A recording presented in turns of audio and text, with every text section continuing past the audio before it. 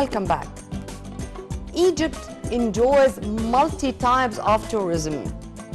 Egypt has its wonderful resorts on the Red Sea and on the Mediterranean Sea. Egypt has the wonderful places in Luxor, in Aswan, and Upper Egypt in general, when the monuments there are breathtaking. But when it comes to Cairo, Cairo has a different taste. You can enjoy maybe everything in Cairo. Why Cairo is considered of the greatest, if not the greatest, city when it comes to multi-types of tourism?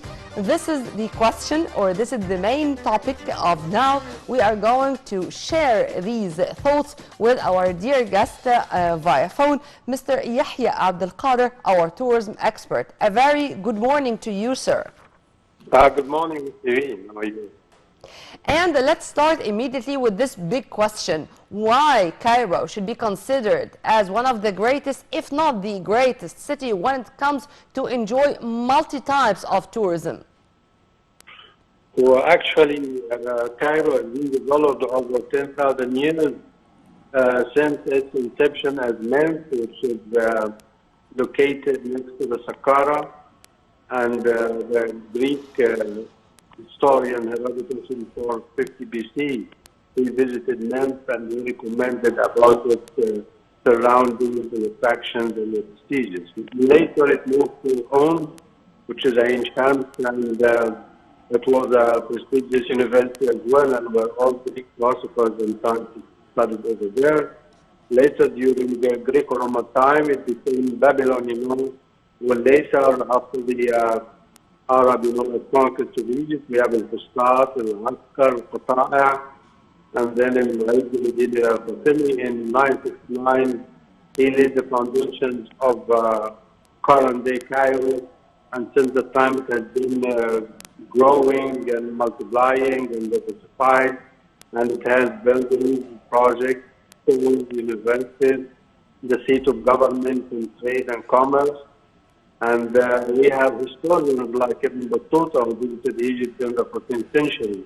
And he talked about the glamour of Cairo, and in the 18th century we had Edward Lane, the British travel writer as well.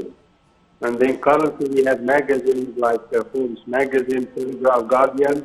They talk about Cairo as a must-see and must-stop over when you are visiting Egypt.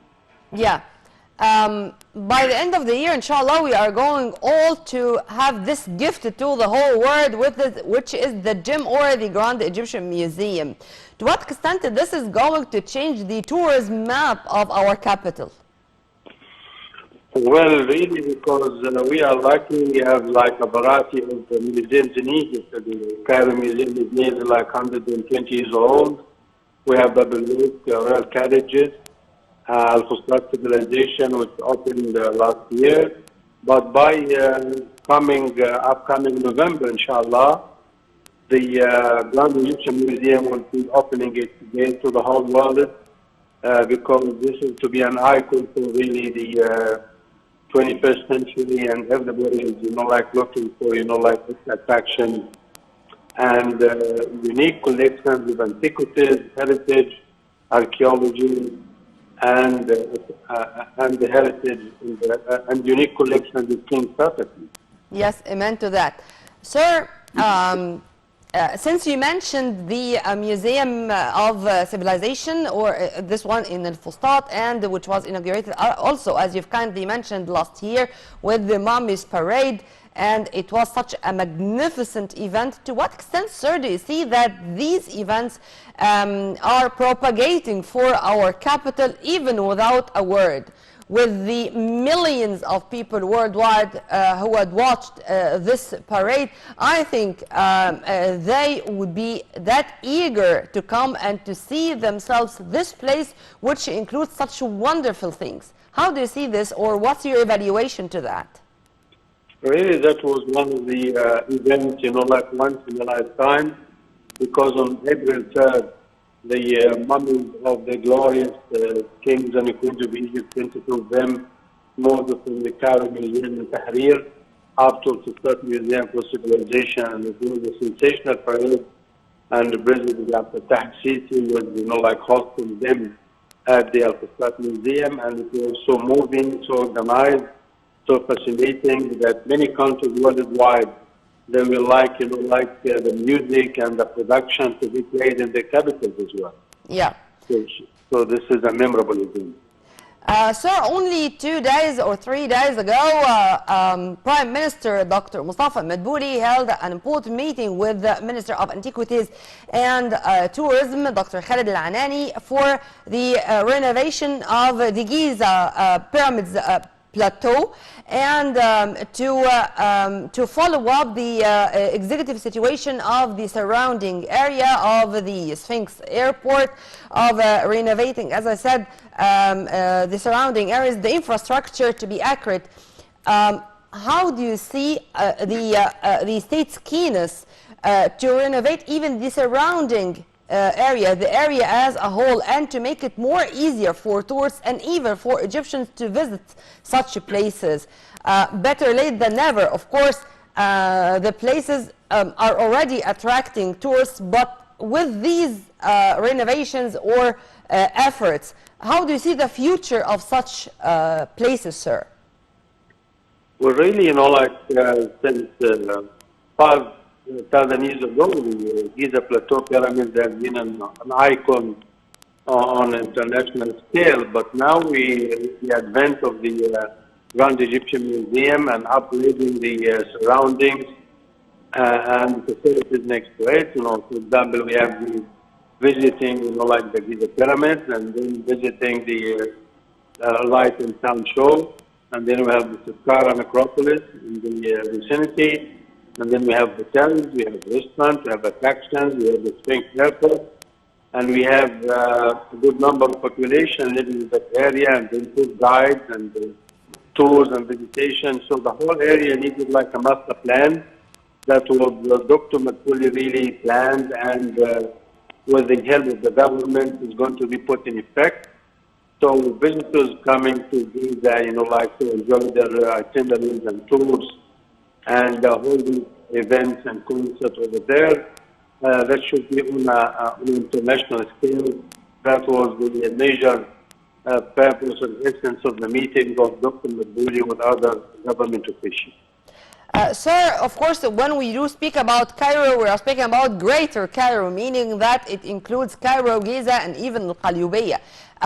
His Excellency, Minister of Tourism and Antiquities, for example, when there is a discovery in Al-Matariya or in Saqqara, he was very much keen to invite ambassadors from all over the world to join him such a moment, such an event. And this is also one of the ways to propagate for our great, our old, our nice, our distinguished place, our Cairo, our capital. How do you see such moves, sir? Really, this is like from the Minister of Tourism, this is like the soft power of Egypt, because its heritage, archaeology, and antiquities is so attractive since a millennium, since the times of Antony, Cleopatra, and Julius Caesar. Not only today. The whole world becomes mesmerized when we, watch our antiquities and, its sophistication. For example, the Egyptian pavilion at the Dubai Expo was receiving nearly 3 million visitors. One of the attractions, the major attractions over there, was the sarcophagus of the priest Kenmod over there. So really, world ambassadors, when they get an invitation, they take the experts in the media, and they promote this worldwide. And this has been generating a good number of visitors and coverage to Egypt through watching, live and the discoveries and the new expedition working internationally with the Egyptian government. Sir, while we were speaking, we were watching one of the tours of Prime Minister Dr. Mustafa Madbouli to Old Cairo. Of course, El Mu'izz Street, for example, is one of the greatest walks and the greatest places to visit. But it's not only El Mu'izz Street. When we know that the area of Ain al-Sira, of Old Cairo, is going to be totally renovated, and it's really going to enjoy the best service and is going to attract more tourists or more visitors, whether from Egypt or from outside, it's really a sense of pride. Do you agree with me? Well, actually, we've been visiting the museum like on a monthly basis because it's very attractive and they have many visitors from international circulation who like to come. And the whole area really has been renovated, as extensively. Look at Magra Layoun, how, like it has been fixed and upgraded, and then we have a beautiful lake with the scenery. So really, and then the President Sisi recommended that we have a green park of like about 500 acres. This is going to be the largest in Egypt. So then maybe like by the end of this year, Al Fustat region will be like a top location in Egypt for recreation, for visits, for tours. And the Fustat Museum for Civilization really is a sophisticated one, like sometimes we take tour guides, like for exploratory tours, media from outside Egypt, the visitors from the Gulf. So really it is a very prestigious location, but they need to extend the hours a little bit because they've been with the group and then the private tours will say, well, this is the end of the day. Should be extended until 8 o'clock in the evening, not at 5 in. Mr. Yahia Abdel, well, our tourism expert, thank you very much for your input, sir, and have a very good day. We are lucky to be Egyptians. We should be that proud of being belonging or related to this land, to Egypt.